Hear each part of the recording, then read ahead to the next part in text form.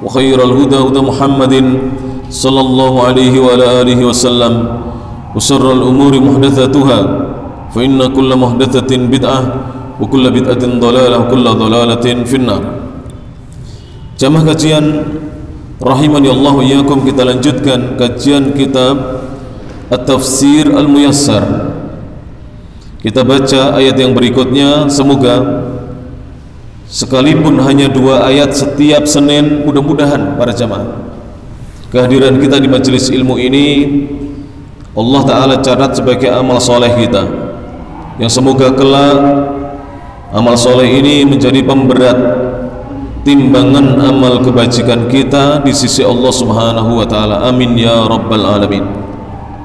Allah berfirman di ayat yang ke-44 dan ayat yang ke-45 dari surah Ali Imran. Kita bacakan ayatnya. A'udzu billahi minasy syaithanir rajim. Dzalika min anba'il ghaibi nuhihi ilaik wa ma kunta ladaihim id yulquna aqlamahum ayyuhum yakfulu maryam wa ma kunta ladaihim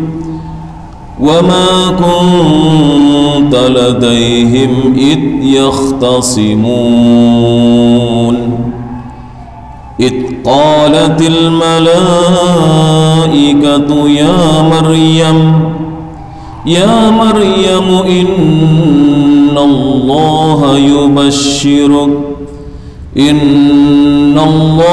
yubashshiruki bikalimatin minhu ismuhul masihu Isa bin Maryam wajihan fid dunya wal akhirah wa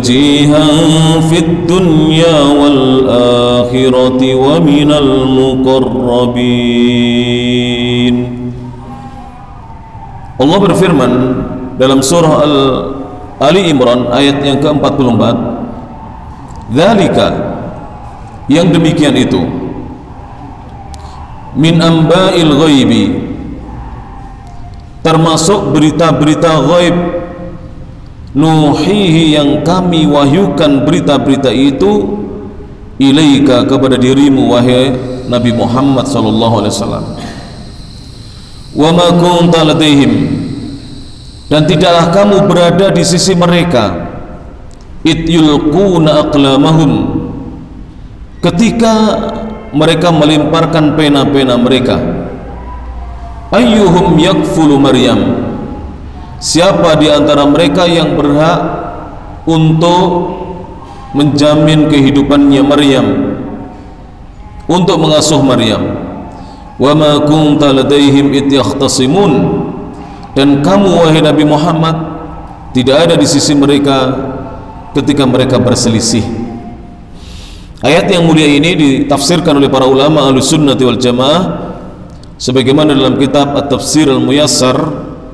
Para ulama mengatakan, dzalika alladzi qasasnahu 'alaika, yang demikian itu yang telah kami kisahkan kisah itu kepada dirimu, ayuhar rasulu, wahai rasul, min akhbaril ghaibi, kisah itu termasuk berita-berita ghaib, allati auhaha Allahu ilaik, yang Allah wahyukan berita-berita itu kepada dirimu. Jadi selain Nabi Muhammad tidak mengetahui kisah ini para jamaah. Bahkan orang Nasrani pun tidak tahu kisah yang sebenarnya. Benar? Boleh kita tanyakan kisah bagaimana Maryam mulai dari beliau dilahirkan, Maryam ibundanya Isa radhiyallahu anha, sampai Maryam ini melahirkan Isa. Nanti saya yakin yang paling lengkap kisahnya datang dalam Al-Quran dan hadis. Mereka punya kisah, tapi kisahnya sedikit. Itu pun masih sudah banyak bercampur dengan apa? Tambahan-tambahan yang mereka bikin-bikin.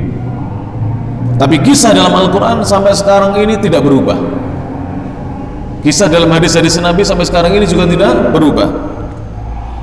Maka dari itu para jamaah, banyak ulama kaum muslimin, diantaranya Al-Imam Ibnu Katsir, itu menulis kitab yang diberi nama Al-Bidayatu wan Nihayah, kisah dari awal Nabi Adam sampai nanti di akhir zaman. Itu ditulis oleh beliau, ada kisahnya semuanya. Dari mana beliau mengambil? Dari Al-Quran dan Al-Hadis, dari sunnah Nabi SAW. Para ulama berkata, id lam takun ma'ahum, ketika itu kamu tidak bersama mereka. Jadi Nabi Muhammad belumlah lahir para jamaah. Nabi Isa itu dilahirkan tahun 1 Masehi. 1 Masehi. Nabi Muhammad dilahirkan tahun 571 Masehi. Karena ketika Nabi lahir belum ada Hijriah. Hijriah itu sejak zamannya kekhalifahannya Umar bin Al-Khattab, dan dihitungnya dimulai dari hijrahnya Nabi. Dan Nabi hijrah sudah usia 53 tahun. Beliau lahir tahun berapa para jamaah? 571 Masehi. Nabi Isa lahirnya tahun 1 Masehi, jauh jaraknya, lebih dari 500 tahun. Biasanya cerita itu kalau sudah setahun 2 tahun sudah dilupakan, apalagi 500 tahun lamanya. Tapi Nabi Muhammad mengetahui kisahnya Maryam, bukan hanya Isa. Maryam ibundanya Isa radhiyallahu anha. Kenapa? Karena mendapatkan wahyu dari Allah Subhanahu wa taala. Hina ikhtalafu, ketika mereka berbeda pandangan, berselisih, fi kafalati Maryam, di dalam menanggung kehidupannya Maryam atau untuk merawat Maryam. Ayyuhum ahaqqu biha, siapa di antara mereka yang berhak untuk merawat Maryam, mengasuh Maryam. Wa aula, dan yang lebih utama. Wa waqa'a bainahumul khisamu, maka terjadi perselisihan di antara mereka. Fa ajrau al-qur'ata, maka terjadilah mereka kemudian membuat undian, diundi, bi ilqai aqlamihim, dengan melemparkan pena-pena mereka.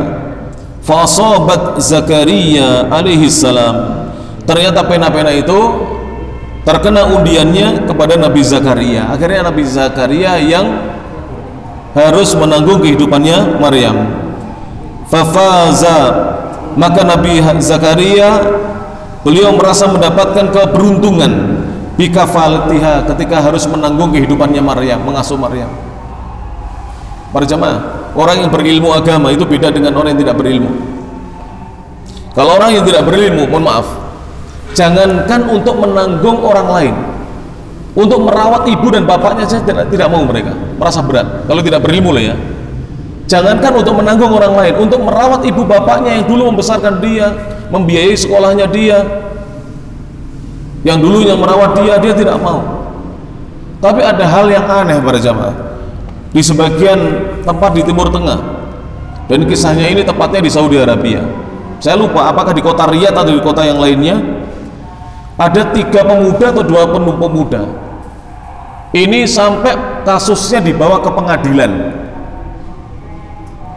3 pemuda ini, kenapa kasusnya sampai dibawa ke pengadilan? Masing-masing tidak ada yang mau ngalah untuk merawat ibunya. Maksudnya apa? Masing-masing pengen membawa ibunya. Yang si A pengen bawa ibunya, ibu harus ikut saya. Si B, ibu harus ikut saya. Si C, ibu harus ikut saya. Akhirnya dibawa ke pengadilan. Kalau di sana pengadilannya mahkamah, pengadilan agama. Akhirnya disidang oleh hakim-hakim agama.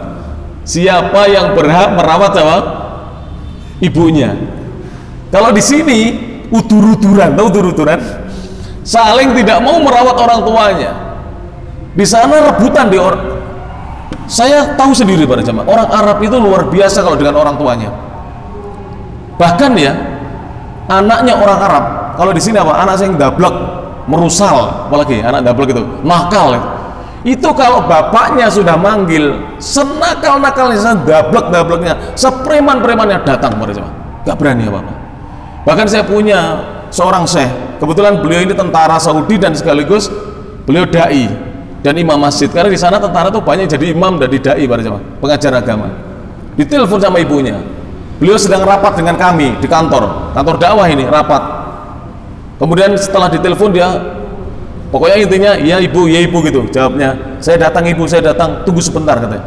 Tutup teleponnya, HP-nya, beliau bilang rapat di Skoras kita tunda, saya dipanggil ibu, harus pulang. Masya Allah. Kalau kita esok ibu ya, esok ben bu, aku juga repot ini, kerjaanku wakeh, nyambut gawe aku juga wakeh. Kalau kita begitu pada jamaah, bener. Dan saya sering pada jamaah. Bahkan ada seorang anak muda ditanya bapaknya, kamu sudah salat nak? Belum. Ditahu sampai bapaknya, plok.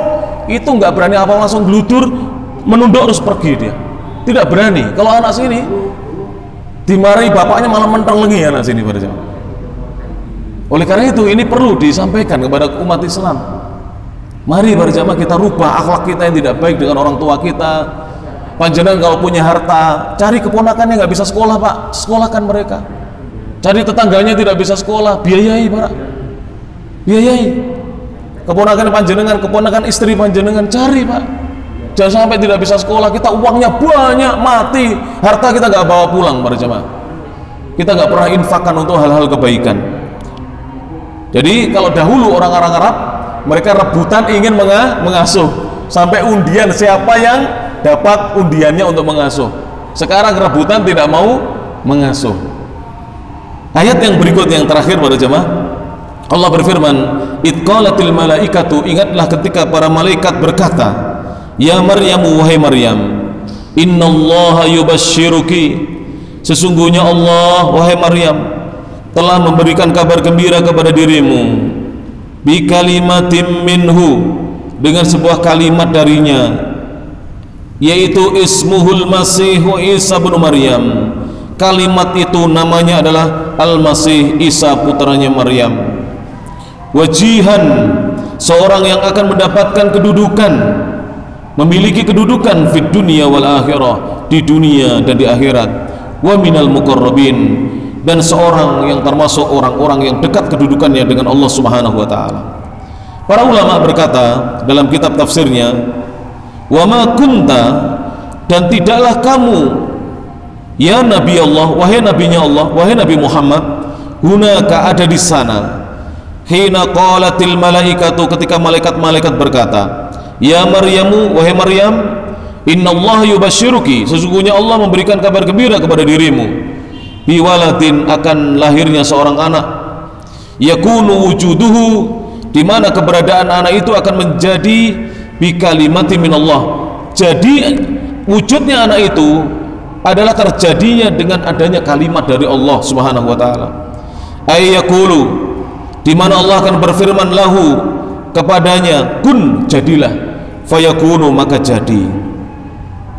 Jadi kejadian Isa itu tidak ada spermanya, langsung jadi di dalam perutnya siapa? Maryam. Ini nggak tahu, silakan dipelajari para jamaah. Apa ada bayi bisa jadi tanpa sperma? Ya ini Allah kehendaki. Adam tidak ada ayah, tidak ada ibu. Hawa istrinya Adam tidak ada ayah, tidak ada ibu. Isa ada ibu tapi tidak ada ayah. Anak-anak orang sekarang ibunya ada, bapaknya minggat. Bukan tidak ada bapaknya, bapaknya apa? Pergi minggat. Anak orang sekarang, mudah-mudahan Allah memberi hidayah bapak-bapak yang minggat-minggat itu segera pulang para jamaah. Kasihan anak-anaknya ditinggal pergi, tidak dikasih nafkah. Fayakunu ismuhu Al-Masih Isa bin Maryam, maka namanya adalah Al-Masih Isa putranya Maryam. Lahul jahul azimu, dia memiliki kedudukan yang agung, yang besar, fid dunya wal akhirah, di dunia maupun di akhirat. Wa minal muqarrabin, dan Isa termasuk hamba-hamba Allah yang didekatkan indallah, di sisi Allah, yaumal qiyamati, pada hari kiamat. Bahkan Isa sekarang ini dekat dengan Allah, karena Isa ini hidup di langit sekarang ini para jemaah. Hidup di langit. Usianya berapa Isa? Sampun nanti kalau sampai agen tak? Nabi Isa yuswanipun sampun 2021, ya sesuai dengan Masehi pada jemaah. Tapi di langit beliau masih berusia 2 hari, karena di langit itu 1 hari, di sini 1000 tahun. Jadi masih muda beliau, jadi belum berubah. Kalau hidup di bumi ya mungkin sudah tua, sepuh beliau. Tapi karena hidup di langit para jamaah, beliau dulu diangkatkan masih usia 30-an 3 tahun, 30-an tahun, belum menikah beliau.